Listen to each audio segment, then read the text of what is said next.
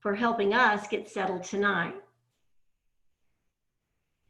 I remember years ago attending my first women's retreat at St. David's. Reverend Ann was our facilitator, and she'd invited us to bring our pillows and quilts and sleeping bags, whatever was comfortable and cozy. And we had those things with us as we sat on the floor and gathered that first night. At the time, many of us had young children at home. Many were caregivers for family members.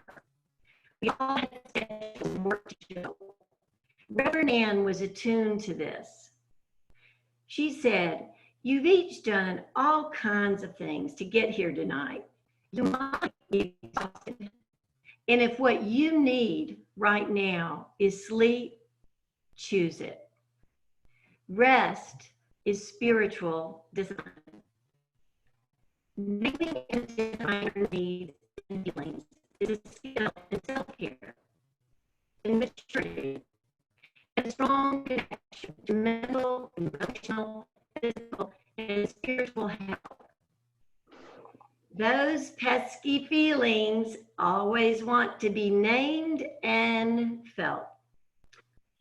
It is not easy, but it is necessary. It is of God, and it is for hope and our well-being. As a teacher with a background in special education, War Eagle, I've long been interested in emotions, thoughts, development, and interconnection of relationship. My work over the last 10 years with the children of St. David's continues to build on my earlier training and reinforces and enriches my ongoing learning. Children are awesome teachers.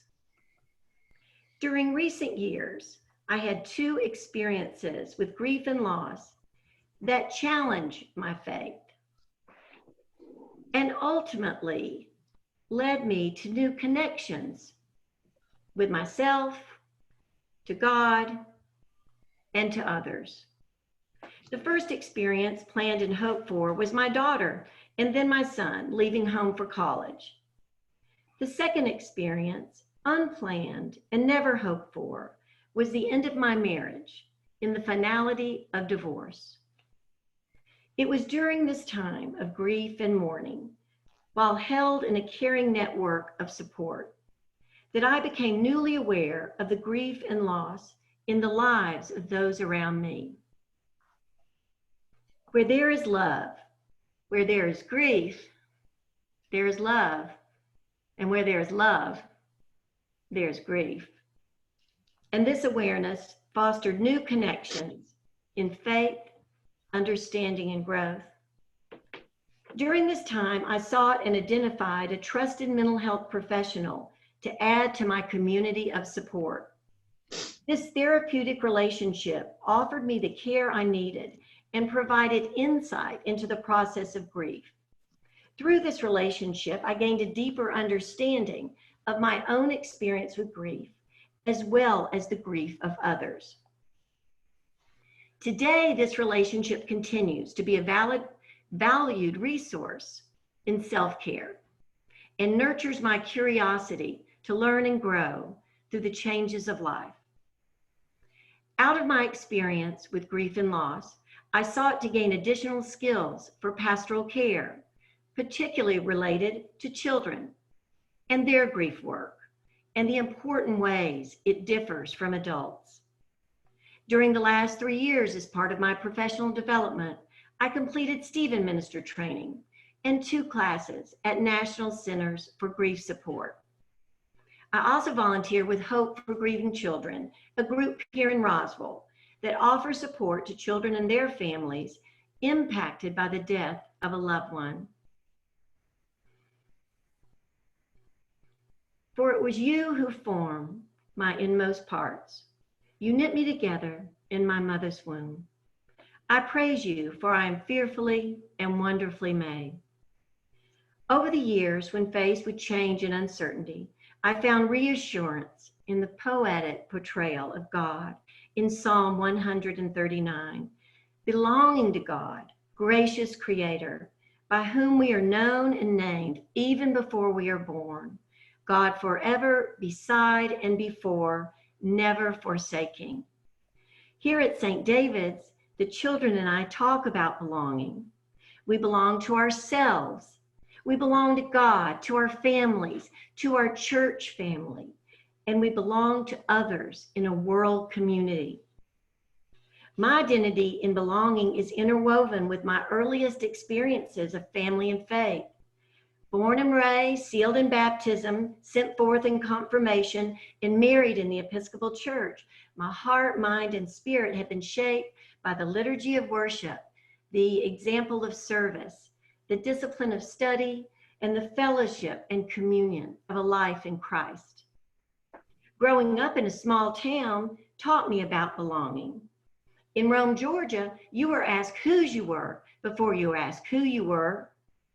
Aren't you John and Sylvia's oldest? Your grandmother's Nellie, right? Belonging to God, a child of God, and belonging as a child in my family were one and the same. I remember sitting with my family every Sunday in St. Peter's Episcopal Church. My brother, sister, and I seated strategically between adults for optimal attention, which worked some Sundays better than others. But it was there each week, wedged between my father and grandmother. I heard my father's voice in prayer and my grandmother's wavering soprano, faithful in the hymns. Over the years, as I grew up, I watched with my family as the church changed and grew too. I watched as girls became acolytes and women became priests. And I learned that belonging as a child of God is about God's presence in both constancy and change. In 1992, I married. And in 1995, my daughter Kate was born, followed in 1997 by her brother Will. I felt God's presence in the love and peace that filled me as I gazed into the faces of my sleeping children. Being a mother taught me to trust anew that belonging to God and belonging to family were one and the same. Where can I go from your spirit? Where can I flee from your presence? If I take the wings of morning and settle at the farthest limits of the sea, even your hand shall lead me, and your right hand shall hold me fast. Orientation, disorientation, reorientation is theologian Walter Brueggemann's description of change and the movement of lament in the Book of Psalms, a movement intertwined with God's movement in our lives.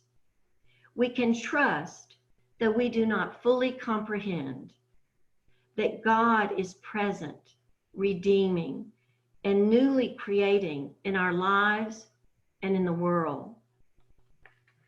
In her book, Composing a Life, anthropologist and linguist Mary Catherine Bateson describes our lives and the necessary and inevitable changes as a pattern of continuity, discontinuity, continuity. She uses the metaphor of a quilt to represent our lives. The fabric squares are distinct experiences stitched together relationally with other experiences and interwoven through planning and improvisation for a cohesive whole. Some change, though grieved and disorienting, comes as natural, necessary progression, such as children, beloved and raised, testing their own wings as they fledge the family nest and fly to college and beyond. As a mother and parent, I felt a sense of loss and nostalgia for what was past. Yet simultaneously, I felt a deep and abundant gratitude for it all. While grieving this natural change, for comfort and understanding, I turned to the metaphor of God in Psalm 84. God is home, strength, and happiness spoke to my heart, captivated my imagination, and strengthened my faith during this time of change and loss. The psalmist's words are reassuring in their affirmation of home and family, and I pictured my home, like the sparrows, built in the shade of God's care and protection. And I could imagine and hope, even in sadness, that I would find new ways to grow in my nest and test my own wings too. Change can also descend, crashing down as a new and heartbreaking reality, delineating for all time a life of then and now. That change for me was divorce. Divorce was a change that impacted me, my children, and family life, and my faith was challenged. I no longer found reassurance in the metaphor of Psalm 84. I did not feel cared for and protected, but instead felt angry, vulnerable, and abandoned. Change comes, bidden or unbidden, understood or never to be made sense of at all. In the metaphor of family life as quilt, divorce ripped the fabric of my life and family's life with a jagged tear along every seam, so that the quilt was torn apart. I knelt holding the torn quilt, my marriage and family life, weeping for all I had loved, nurtured, and hoped for, now lost.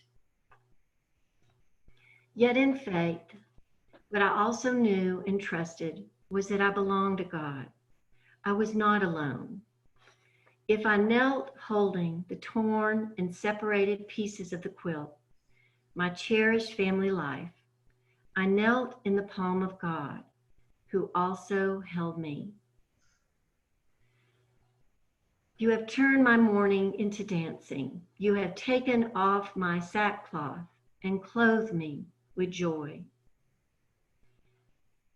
This way, I heard in my mind and prayers over and over again as I moved forward through grief and loss, trusting God on a path that was often unseen and uncertain to new hope and new life. We grieve in our own way and in our own time. My family and friends walked with me, and I was held up and encouraged by their devotion and support, and my love for them deepened.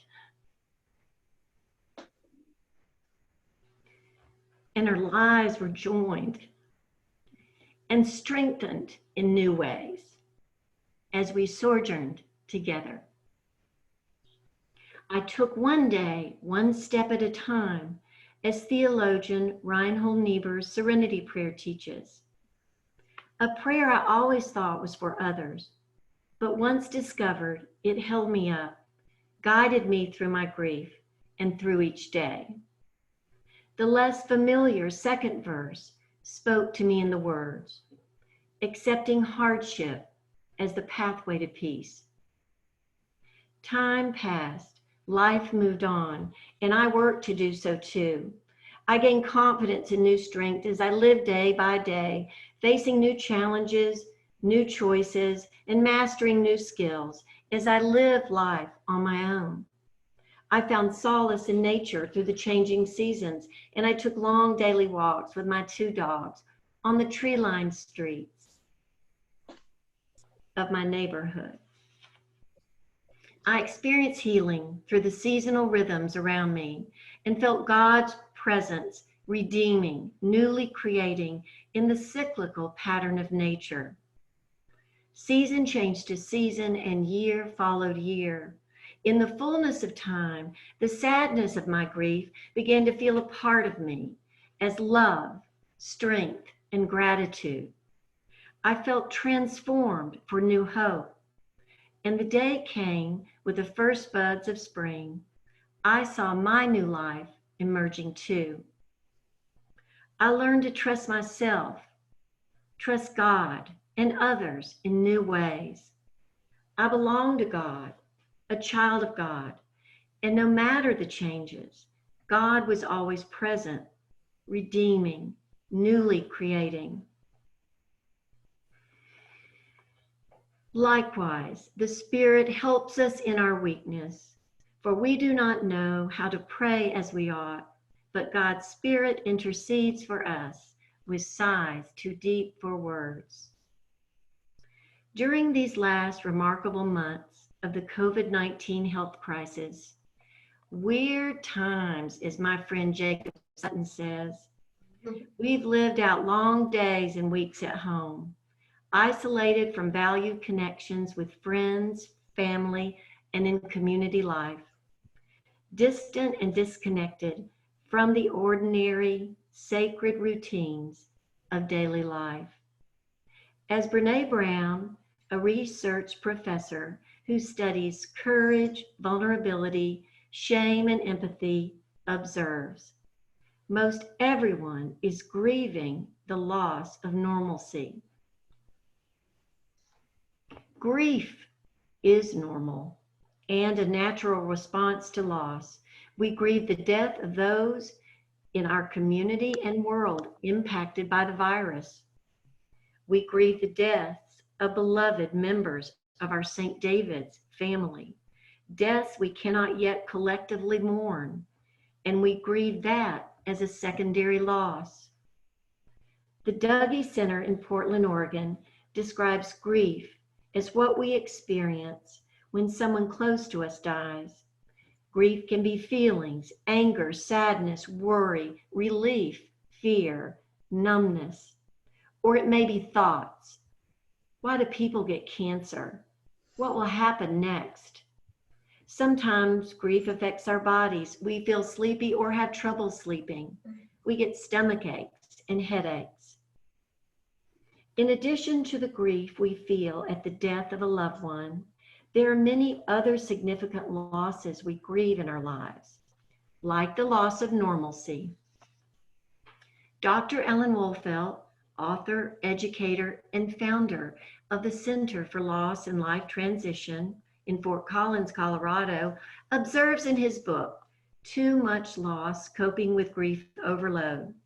Whenever you lose something you are or have been attached to, you naturally grieve the change or separation.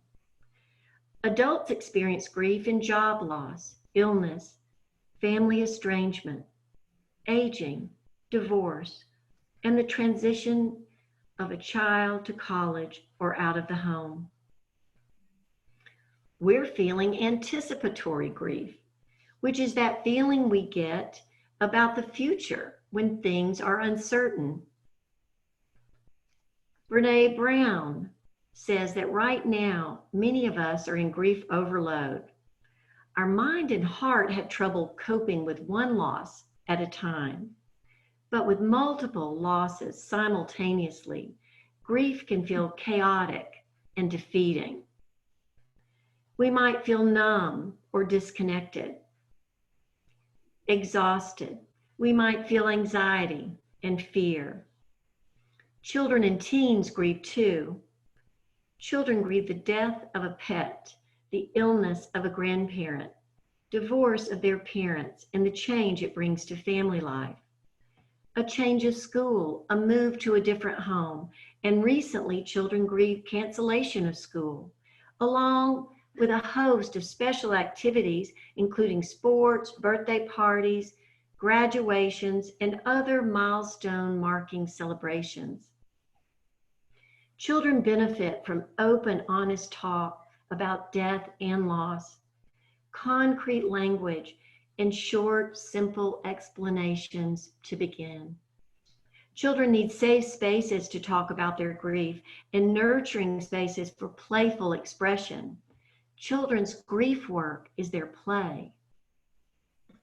Donna Sherman, grief expert and director of advocacy and training at the Dougy Center, observes, children can have and express many emotions in the same hour: joy and fear, anxiety and gratitude. They are not polar opposite kind of things, especially with children, and often for us.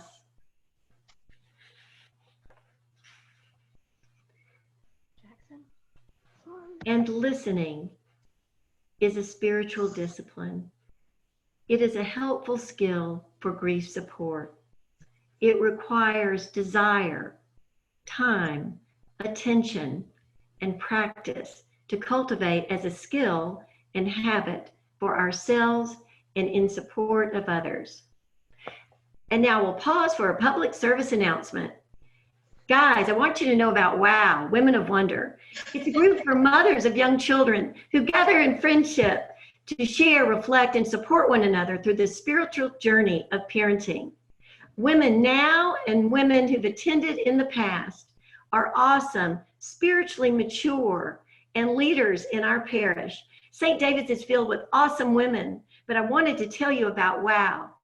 Sarah Green, Michelle, and I are co-facilitators, but the group, they've got it. In WOW, we practice, with God's help, listening as spiritual discipline. And you can too. Here are a few guidelines. We take responsibility for what we say and feel without blaming others. We practice empathy. We examine our own assumptions and perceptions. We're not there to fix, judge, or bright side something for someone else.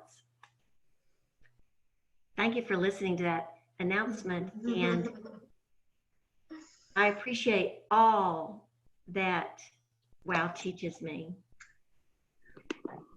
Teenagers grieve in their own way too. Teens attending group support at the Dougie Center describe their thoughts and feelings this way. No one understands what I'm going through, but they think they do. I'm the only one. I can't talk to my friends about this. Everyone wants to talk to me about my feelings, but I don't want to talk. I just want to be alone. I wish I didn't feel so different. I feel sad and hurt. I don't know what I feel. I hate it when people tell me, move on. It can be helpful and healing for teenagers to talk to other teens, especially those who've had a death. Kate's Club here in Atlanta is a local grief support for children and teenagers. Grief is normal and a natural response to loss. Our feelings in grief are legitimate and valid, no matter what they are or when they surface. There is no one way, no one right way to grieve. Your grieving is right for you. Sarah Green, our WOW facilitator, says, it's work, and for most of us, a new skill to name our emotions. We are in this new normal together, but we're separate too. Everyone's experience is different from person to person and from moment to moment. Grief is often described as a journey or experienced as waves or bursts or a flooding of thought and feeling. Dr. Elizabeth Kubler-Ross and those working in the field of bereavement identified 5 stages. Those stages were related to Dr. Ross's work with the terminally ill. Over time, they were taken from that context, and though they can be descriptive of experiences in grief, they were never intended to be understood as grief as a linear process. Grief is non-linear. The way you grieve is right for you. And there's no getting over grief. Rather, grief is integrated over time into our hearts, bodies, and minds. The Dougie Center teaches, in grief, we may wonder, will I ever get over this? There is no magic pill for grief. It's not something you get over. A lot of people say grief is like a journey. Although it never ends, things do get better. And there are things you can do to smooth over the rough and rocky places along the way. Patty Connard shared these words about grief. When I think about grief and grieving, I think about how to get through it to the end.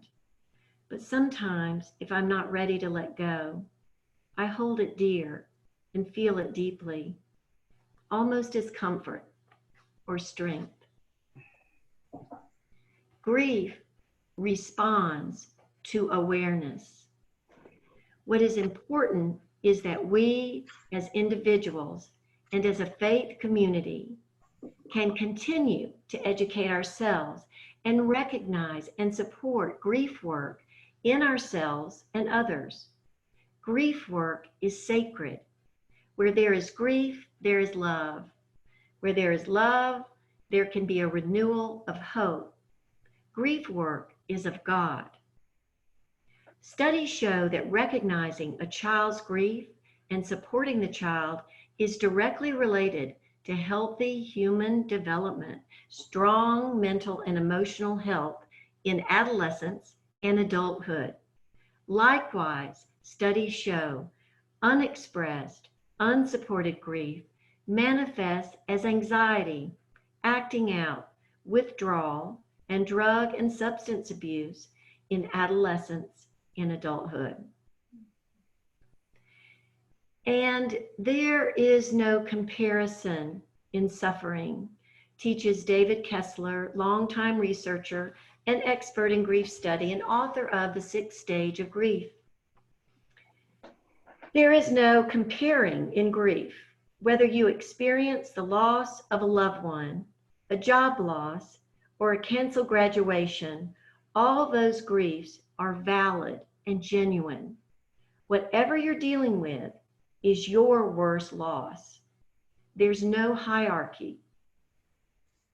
Likewise, studies show comparing our grief to that of others, ranking loss, is a quick and reliable way to shut down our feelings. I won't feel this because that is so much worse. My friend Anna McCarr, WOW member, says it this way: your story is valid, and mine is too. Helpful and healing. We begin to heal when we actively begin to express our grief and create a support system for ourselves. Remember, we grieve in our own way and in our own time. You can be a friend to yourself and to someone who's grieving by companioning with them. Companioning is a grief support philosophy by Alan Wolfelt. Companioning the bereaved is not about assessing, advice giving, analyzing, fixing, or resolving another's grief. Instead, it's about being totally present to the mourner, to support the grief and needs they express. Alan Wolfelt distinguishes between grief and mourning. Grief is the inward experience of loss. Mourning is the outward expression of grief. Dr. Wolfelt describes 6 needs of mourning. Here are a few. Acknowledge the reality of the loss. Embrace the pain of the loss. Remember the people who died and the things that you lost. Receive ongoing support for others. Search for meaning, not meaning in the cause. Author and clinical psychologist Harriet Lerner explains, but meaning in your life. What to say instead of. The Dougie Center in Portland has awesome resources online. They're called tip sheets, TIP.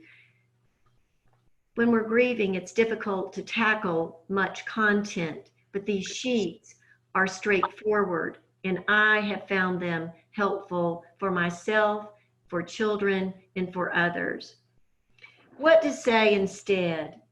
Well, instead of saying to someone who's grieving, well, and people ask me and I ask others, well, I wonder what to say. So when we say to someone who's grieving or mourning, well, you must be feeling tired, sad, heartbroken.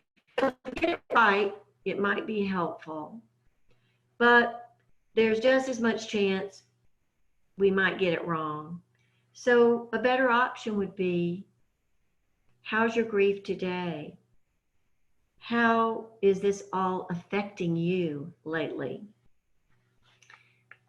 Instead of saying, at least, well, at least they got to graduate. Well, at least they finished their 5th grade year.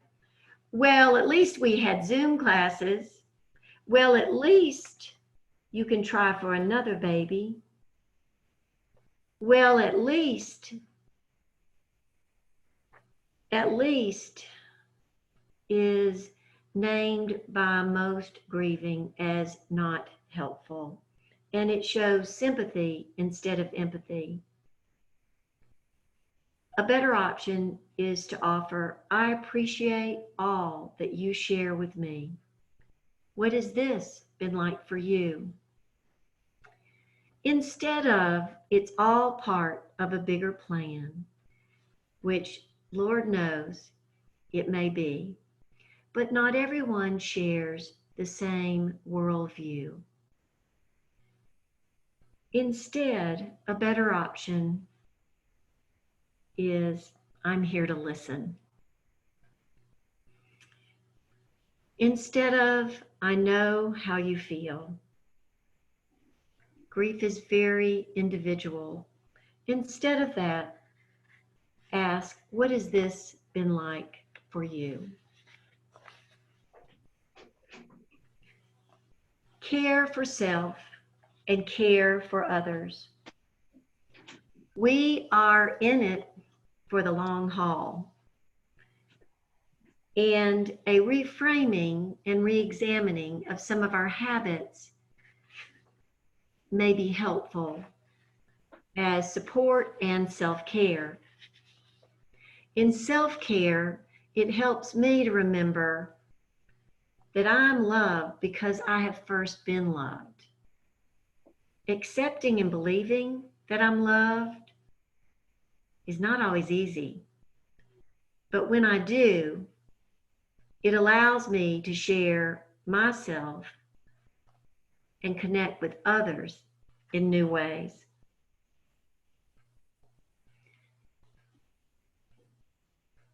You are able, you are capable, you are loved.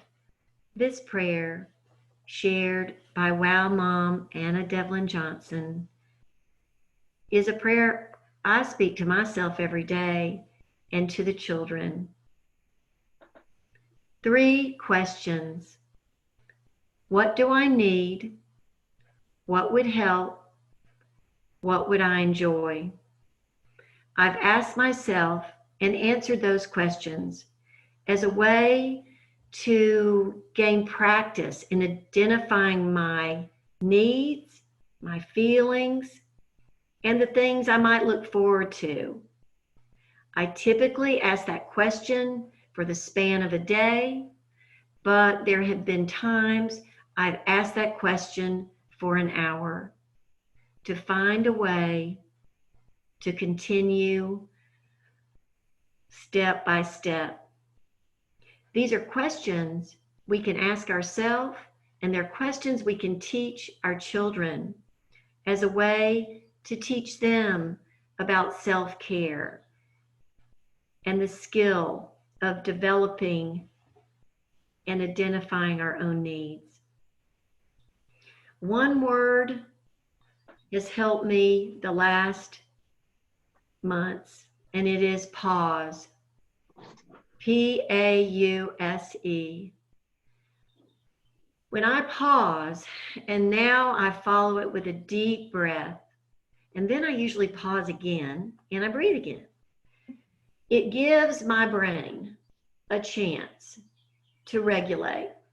If I've gotten caught up, it's a moment for me to dial down. It's a moment for me to take stock and engage my critical and creative thinking. Pause, breathe. And we need light, movement, water, nutritious snacks and meals, and distractions, often to pass an hour. Michelle speaks beautifully about balance. In a meditation, she spoke from the Memorial Garden way back when we first began staying at home. Michelle says, if you've tried a little of this, try a little of that instead. If you've been doing this for a little time, try taking a break for a little of that. If we speak to ourselves in the language of grace, we'll be able to offer that grace to others. 3 spiritual disciplines I'm practicing, and I offer them to you. Patience as a spiritual discipline. We can talk about this more later. But patience for the long haul or for an ordinary day is a skill we can develop to stay present in a moment, to continue to imagine for ourselves possibilities and choices instead of ruminating in the past or leaping forward to an uncertain future.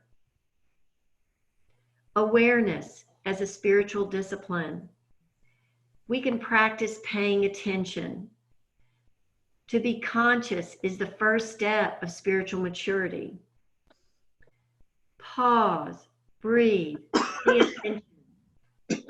We can notice how we feel. Become more attuned to our own feelings. And listening as spiritual discipline. Brene Brown and Harriet Lerner say, if we only listened with the same passion we feel about being heard. To learn new habits, we need motivation, education, and strategy to get past our old habits. Though I really appreciate this about my habits. They're always with me, and I do accept that, but I can add new ones to my old ones, and by paying attention, I can make a choice, a new choice, and we create new pathways in our brains for listening, patience, and ways to support ourselves. We keep on keeping on, as my dad says. And as my friend Phoebe says, quoting from a favorite storybook, what's the bravest thing you can do? Ask for help.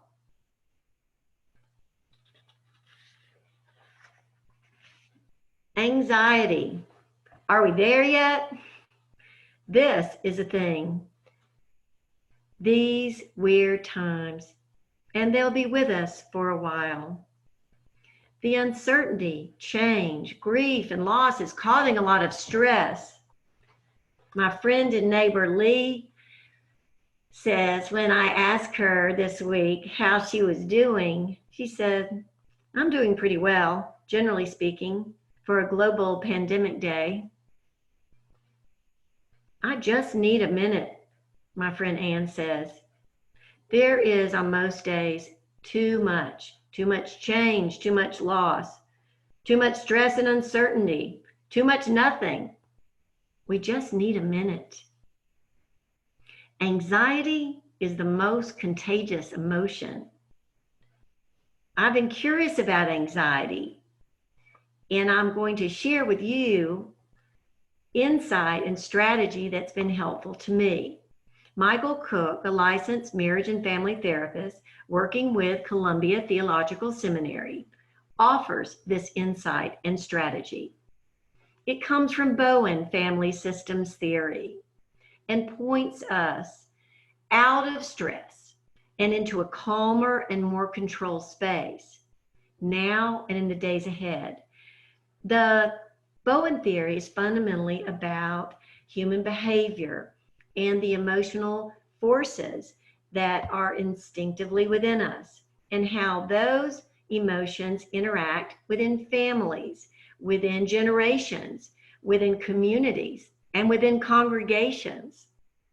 The theory invites us to be more attentive to these emotional processes and manage ourselves with more differentiation or maturity. Pause, breathe, notice, breathe. Breathing gets our brains back online. What can we do? We can get more objective. Objectivity encourages us to see our lives and stresses in the wider context of the human family. We can thoughtfully respond to current circumstances. It is not easy. Pause, breathe, check in, dial down reactivity, access your critical thinking and creative brain. Stress and anxiety often make us uncomfortable. The discomfort of anxiety usually pushes us to find ways to get comfortable in uncomfortable situations. This impulse often leads to a good deal of reactivity, and the reactivity commonly leads us to over or under function in our lives and relationships. In over-functioning, we get highly reactive and often do things for others that they are able to do for themselves.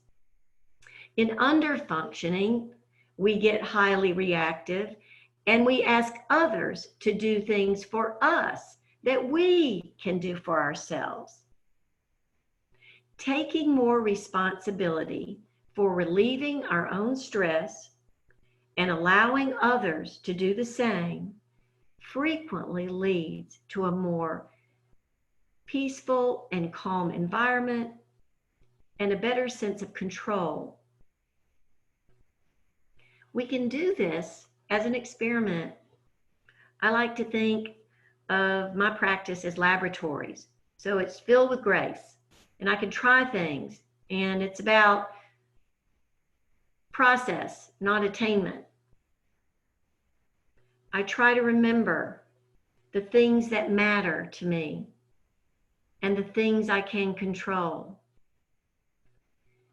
I imagine the things that matter in a big circle, and I imagine the things I can control in a big circle. I can feel both those circles, but when I push them together and there's an overlap, the things that matter to me that I can control, that's not a very big overlap, but it's where I return my brain and my heart moment to moment, because it's in that space, the things that matter that I can control, that I can grow and learn new ways to manage myself and to connect with others. And we can practice gratitude. And I just know, those gathered here tonight have taught me so much about gratitude. But we talk about this in WOW, and I've used this for myself when I feel dialed up and really can't dial in. I get out my paper and my pen, which works for me, and you'll know what works for you. And I start writing on my college rule notebook, and I write down the 26 lines, and I fill it with anything I can think of and name: water, birds, light, shoes, on and on and on. Clean water, on. And by the time I fill the page, I notice that my brain has had a chance to settle. We talk about the weight of grief, and it can feel like the weight in our bodies and on our hearts. And wow, we've been talking about gratitude as having a weight too. And gratitude as spiritual practice is a counterbalance to all that might tip the scales. Community building. I wear my mask for you, and you wear your mask for me. Father Greg Boyle, a Jesuit priest and founder and director of Homeboy Industries, the world's largest gang intervention and rehabilitation program, suggests that what we all want to create and form is a community of compassion and kinship so that God might recognize it. Mother Teresa said, "The problem in the world is that we've just forgotten we belong to each other." Dean says, when we look back on this time, what will we say we learned about ourselves, learned in faith and in support of one another? So when I think about community, of course, I turn that right back over to you. There's common purpose, and we're here tonight. There's wow, grace upon grace. A community attuned to the needs of one another is patient, is self-aware, is disciplined in the practice of listening, and educated in the understanding of grief and support. There are many supportive ministries nurturing and holding others mutually. Stephen Ministry, the Grief Support Ministry, Caregiver Support, our Dove Ministry. It goes on and on. The pastoral care our priests give, sometimes unknown, but always present in the lives of our St. David's family. In a community that is growing together and reflects the prayer that Tom prayed to get us started, we have to let people see our brokenness. Brene Brown says, vulnerability is the last thing I want you to see in me, and it's the first thing I look for in you. To be honest about that tendency that we all share. Tom Erdmanchik, intrepid parish leader, says we spend a lot of time trying to keep ourselves safe. These are things to ponder and examine and discern in community life, how we can be attuned to our own feelings and those around us, better attuned, how we as individuals can name our own grief, and as a community, continue to support the grief work of others.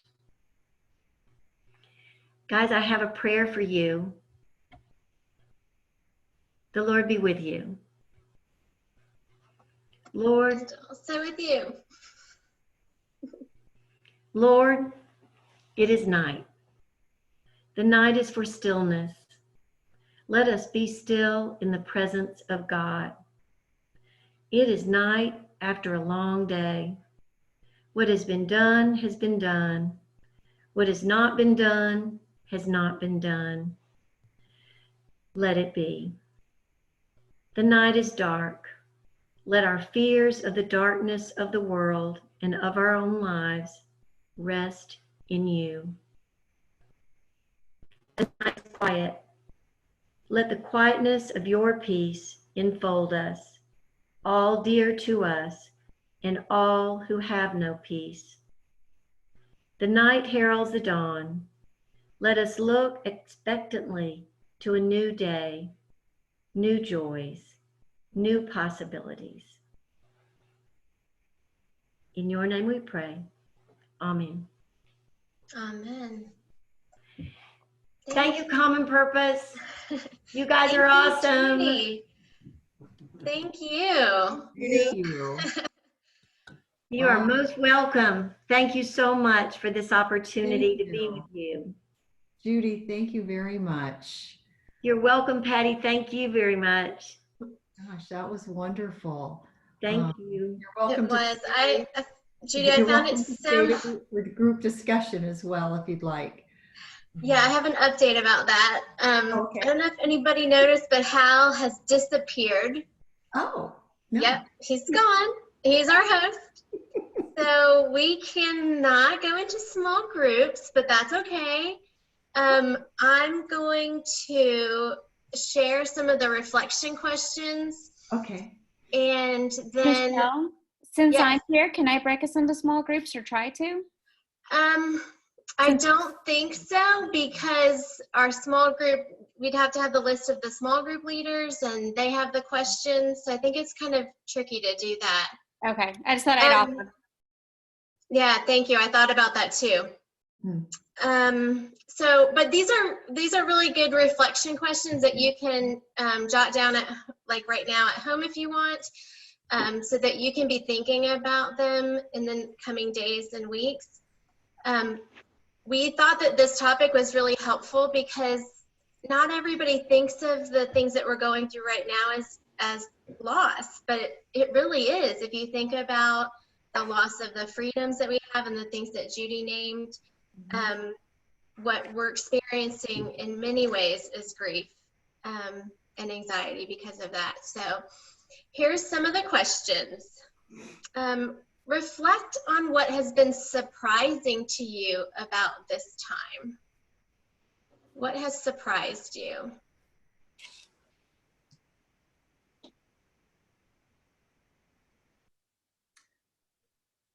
Michelle, do you want us to comment on these at all? No, I think we'll just invite people to write them down and reflect on them, because there's too many of us to really facilitate that in this size. And also, I don't know if we're still recording, because I don't have the capacity. Rebecca, do you see if we're recording or not? I see a recording. Oh yeah, can you turn it off?